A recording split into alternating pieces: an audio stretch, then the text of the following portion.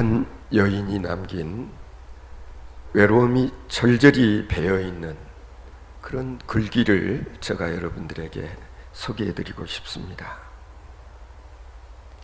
가끔 몹시도 피곤할 때면 길에서 울고 위로받을 수 있는 한 사람이 갖고 싶어진다. 나는 생후 한 번도 그런 위안 자를 만나보지 못했다. 고독이 가슴 속에서 병균으로 번식했다. 꽃향기만 무섭게 공기에 얽혀있는 밤, 온갖 겪지 못한 생과 격동과 정열의 회한이 나를 엄습하곤 했다. 뭔가 다르게 살고 싶다. 뭔가 다르게 살고 싶다고 그렇게 절규했던 이 여인은 경기여중, 경기여고, 그리고 서울대 법대를 졸업했습니다. 그리고 독일 유학을 다녀와서는 모교인 서울대학교와 그리고 이화 여자대학 강당에서 후학들을 가르쳤습니다. 재원 중에 재원이라 할 수 있는 이 여인은 31살에 스스로 목숨을 끊었습니다. 이 여인이 누구인지 아마 아신 분 계실 것입니다. 우리들 세대 가운데서 여고 시절에 문학소녀라고 했던 분들은요, 아마 금방 눈치채셨을 것입니다. 이분은 다름 아닌 전혜린이라고 하는 비운의 삶을 살고 간 여인이었습니다. 이분이 남긴 책 가운데 이 모든 괴로움을 또다시 라는 그 수필집 안에 있는 글 중에 일부를 제가 여러분들에게 소개해 드렸습니다. 여러분 어떻게 생각하십니까? 명문 중고교를 아니 명문대학을 나오고 그리고 외국에 유학까지 다녀와서 소위 엘리트 코스를 거쳐 다들 부러워하는 서울대에서 교수로, 이대에서 교수로 후학들을 가르쳤던 이 여인, 이분이 남긴 이 글 속에서 처절하기까지 한 외로움이 배어져 나오고 있는 것을 여러분 느끼시지 않았습니까? 피곤할 때 기대고 싶고 그리고 울고 위로받을 수 있는 그런 한 사람이, 그녀에게는 이런 한 사람이 없었던 것입니다. 생후 한 번도 자신을 위로해주고 그런 자신을 품어줄 수 있는 그런 사람을 만나보지 못했노라고 고백을 합니다. 자기가 몸담고 있는 주변은 온통 꽃 향기가 가득하지만 공허한 자신의 외로운 마음 끝내 채울 수 없어서, 아니 이 고독함 떨쳐버릴 수 없어 결국에는 자살이라는 최후수단으로 어쩌면 남들과 뭔가 다르게 살아보고 싶다고 절규했던 이 여인은 자신의 생을 이렇게 마감하지 않았을까? 여러분, 우리는 이 점을 분명히 알아야 됩니다. 얼핏 생각하면 다른 사람들보다 많이 배웠고, 아니 엘리트 코스를 거쳤고 스펙이 최고이고, 다른 사람들이 소유하고 있지 못한 그 무엇을 소유하고 있다 할지라도 그것만으로 행복하거나 고독하지 않을 수 있다라고 하는 것은 현실적으로 그렇지 않다는 사실 알아야 됩니다. 내가 남들보다 많이 안다고, 아니 내가 높은 지위를 누리고 있다고 그만큼 즐겁고 보다 더 기쁜 삶을 살 수 있다? 아닙니다. 그렇지 않습니다. 다른 사람들 눈에 그렇게 보일 따름인 것입니다.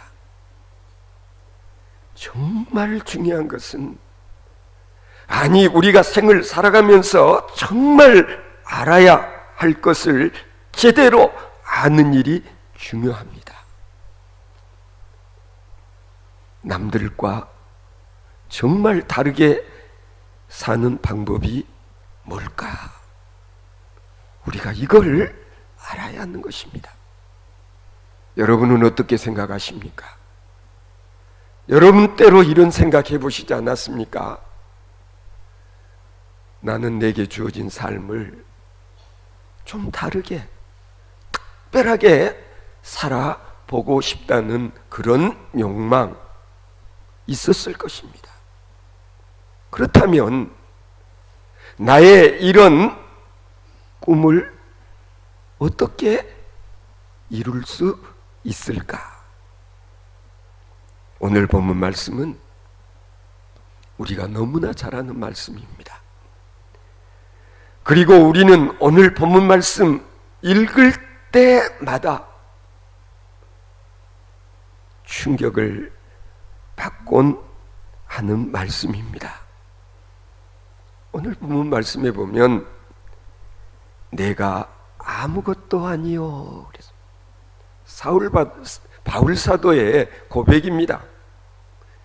분명히 바울 사도도 한때는 그런 생각했던 엘리트 중에 엘리트였습니다. 나는 당신네들과 다른 삶을 살 것이다.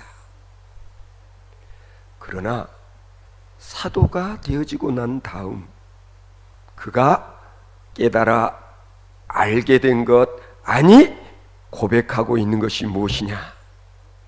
나는 아무것도 아니라는 사실입니다. 아니 오늘 본문에서 보면은요, 내가 아무것도 아니라는 선언을 하고 있는 것입니다. 여러분, 아무리 돈을 많이 벌어서 많은 것을 가졌다 하더라도 이것을 갖지 못하면 말짱 헛거라는 사실을 알게 된 것이에요. 아니 내가 아무리 많은 소유를 가졌다 할지라도 내게 사랑이 없으면, 내가 사랑을 소유하지 못한다면 나는 거지 중에 상거지다 라는 사실을 알게 된 것입니다.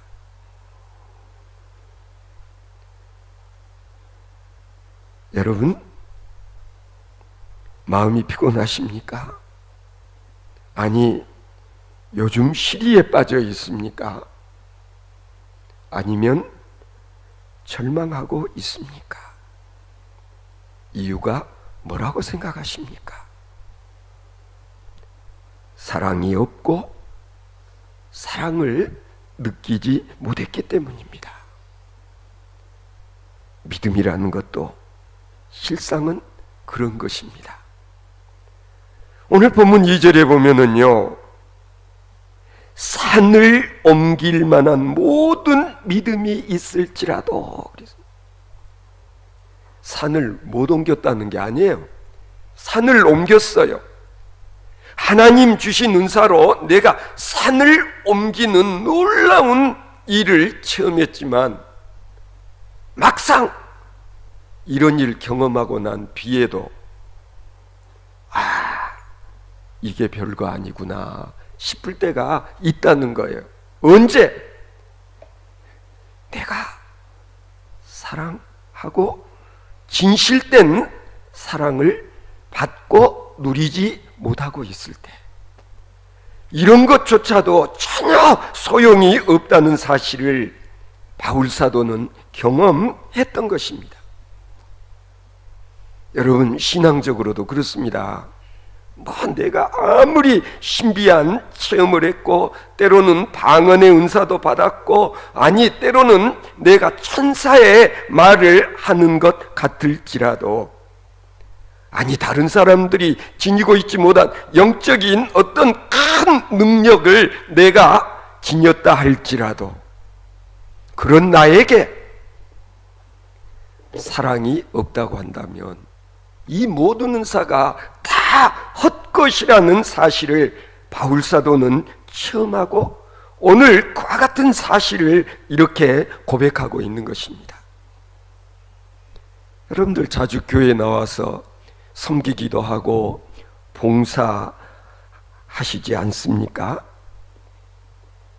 그런데요, 이런 섬김과 봉사도 이것이 사랑이 없이 하는 것이었다면 뒤에 금세 원망과 불평으로 바뀌고 마는 것입니다.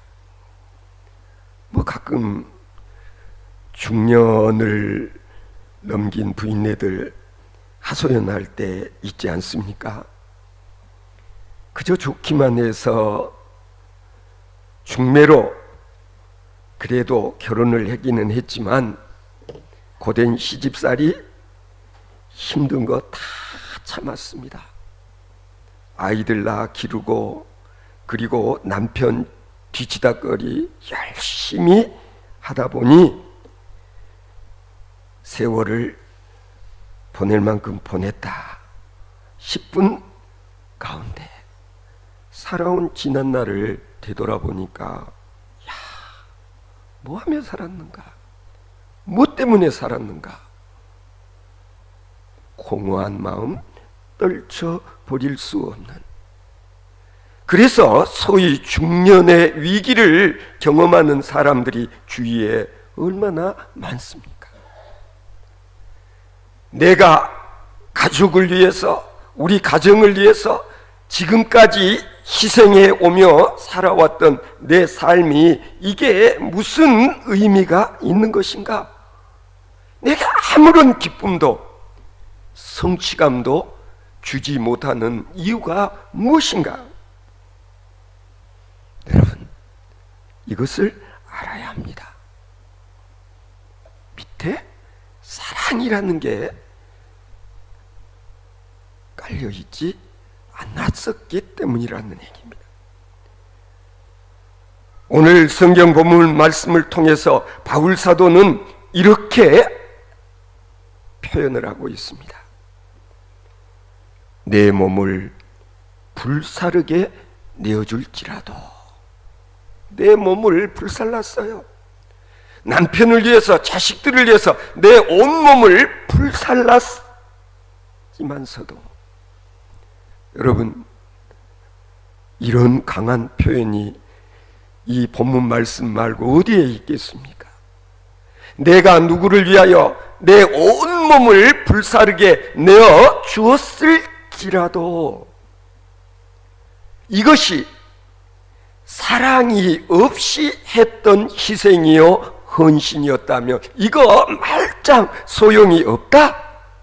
바로 지금 그런 고백을 바울 사도는 하고 있는 것입니다.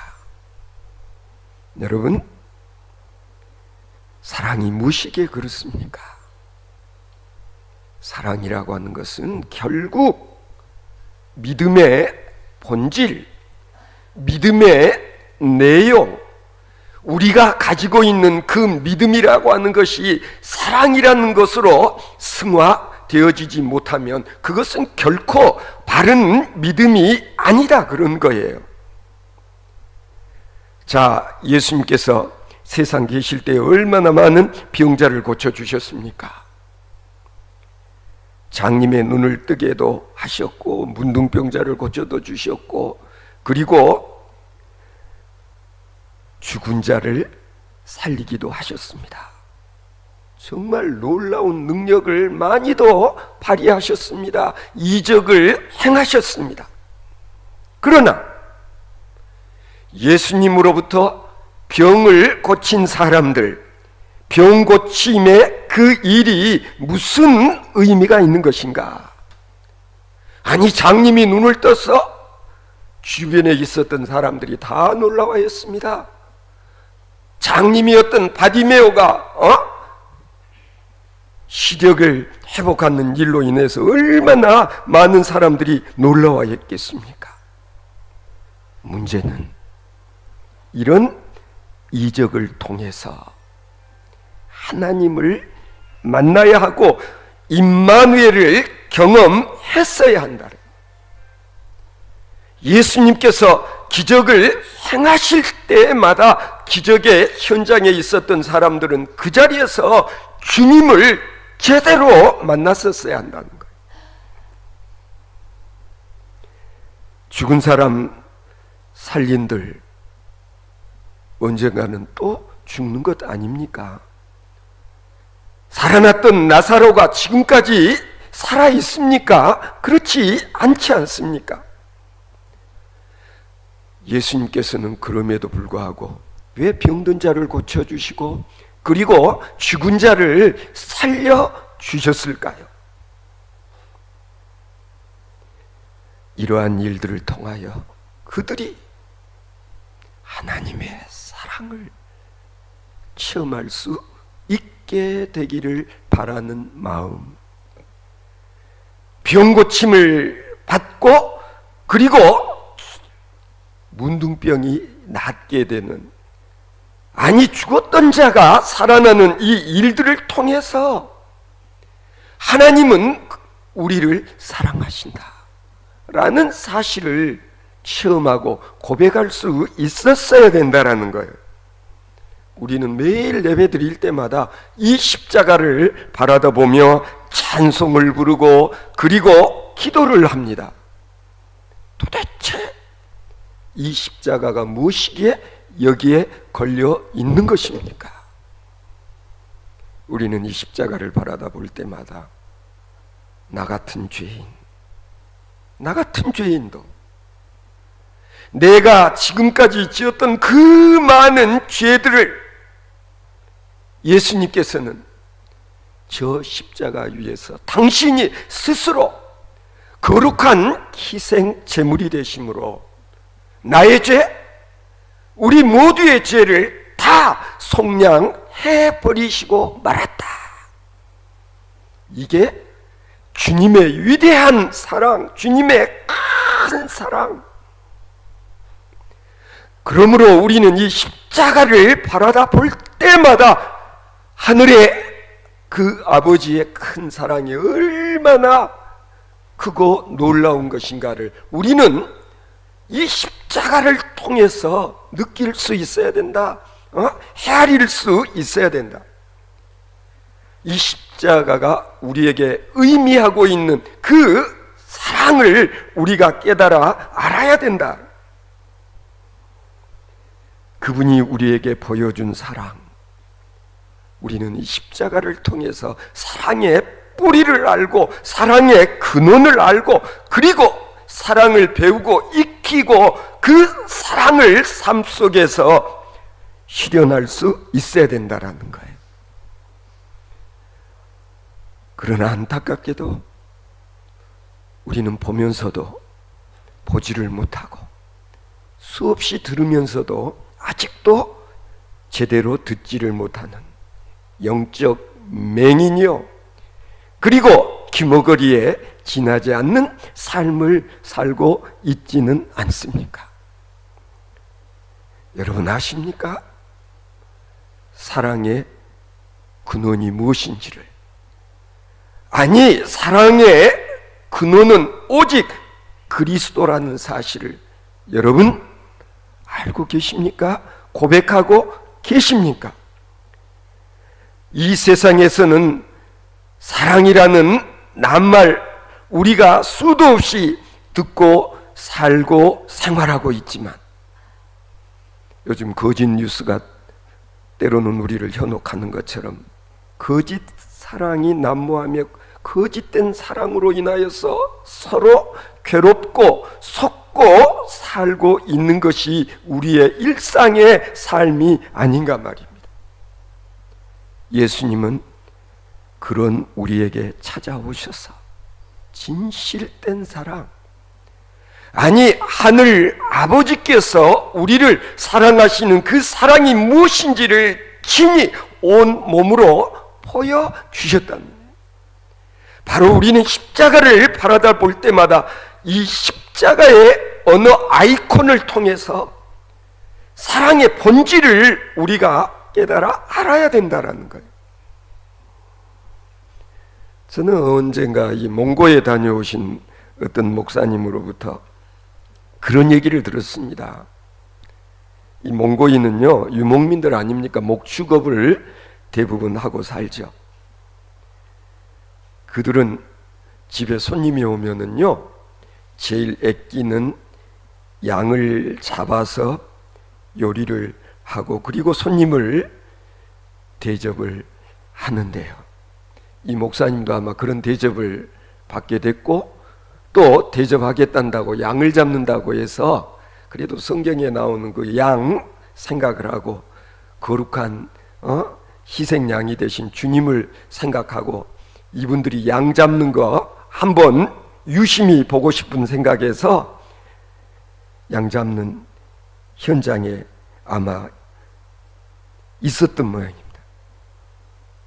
그랬더니 양 가슴에다가 한 10cm 정도 딱 칼집을 내더지만 그 다음에는 거기에다 손을 쏙 집어넣고 잠깐 뒤에 양이 축 쳐져 버리더라는 거예요. 손으로 양의 심장을 쥐어버리는 순간 양은 즉사한 거예요. 그러면서 그들이 하는 말이 이것이 우리가 양을 사랑하는 방법이라고 그렇게 이야기하더랍니다. 여러분, 말 되는 것 같습니까? 가장 고통 없이 양을 죽게 하는 것, 그것이 사랑이라고 그들은 말하더랍니다. 그런 것 같습니다. 참 사랑하는 방법도 가지가지다 라는 생각이 들더구만요. 때로는 우리가 사랑한다고 하면서도 오히려 상대방에게 아픔과 괴로움과 그리고 비통함을 안겨주고 있지는 않습니까? 우리는 말로는 하나님을 사랑한다고 하면서 실은 하늘아버지 하나님의 마음을 괴롭게 한 적은 없었습니까? 예수님을 말로는 사랑한다고 고백하면서 예수님을 또다시 십자가에 못 박은 적은 없었습니까?